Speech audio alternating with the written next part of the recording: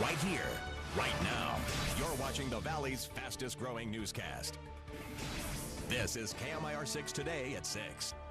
When the economic downturn struck, the 401ks of most folks took a big beating. The economy and enthusiasm for investing has yet to recover, but experts say if you do it right, you can still make your money work for you. Joining us this morning to talk about smart investing is finance expert Jim Casey of Integrated Wealth Management in Palm Springs and Palm Desert. Jim, thanks for waking up early. Thank you. So, we talk about the economic conditions still pretty tough for most people. Is that something that should people let those conditions dictate whether or not they invest? Absolutely not. No. I mean, you should ignore a lot of stuff that's going on and really figure out what's right for you, when it's right for you, and how long it's right for you. Do you adjust your strategy based on, because we hear all the gloom and doom about this. Should you adjust your strategy based on that? You should adjust your strategy on when your life changes, not when the economic conditions changes. You have to watch the economic conditions, you have to invest with the economic conditions, but you don't want to have a knee-jerk reaction just because something has happened and the media reports on it. I'm sure you got to be getting people coming in your business saying, I'm worried about this deal. And what do you tell them when they say they're worried about investing and doing this sort of stuff? Can you sleep at night? Number one. Yeah. And can you turn off the news for a while, nothing personal, and really figure out what is going on and how that affects you. So we want to make sure that people don't have a knee-jerk reaction. Again, I keep saying that, but sometimes you've just got to breathe. Yeah.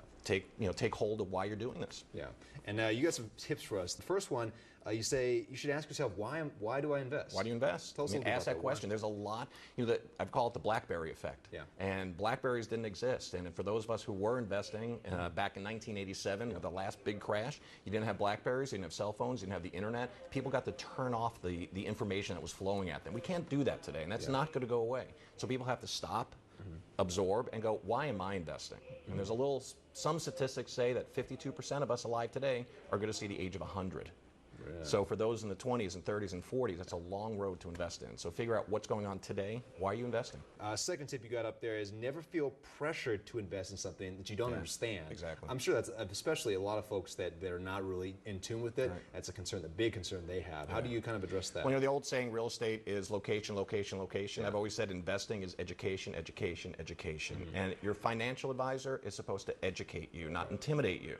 And too often people go, oh, it's a dumb question. I still have clients say, listen, this might be a dumb question. I say the only question that's dumb is those you don't ask, because you'll think they're really dumb if you get involved in an investment that's not right for you. Third tip you got out there is if it sounds too good to be true, it probably is. It's funny because someone asked me the basic tips of investing are pretty basic right now. And that's this thing my mama always told me when I was a kid. If it sounds too good to be true, it probably is. Absolutely. And the last tip we got out there, investing is like a marathon, not a sprint. That's right. Lieutenant mentioned there, the quick turnaround, maybe not so, but even with the folks that are close to retirement, you've still got to think long term. Yeah, average retirement age is 65. Retirement's a little bit of a different definition what it was for our parents. Yeah. If you're 65 years old, there's a good chance you're going to have between 25 and 40 years to have that money last for you. Absolutely. So, if you do it right, get the education, like you said, Stick to invest it. in, not a problem. That's right. Jim Casey, our finance expert, thank you so much. If you'd like more information on Jim's company, Integrated Wealth Management, you can go to www.iwmgmt.com.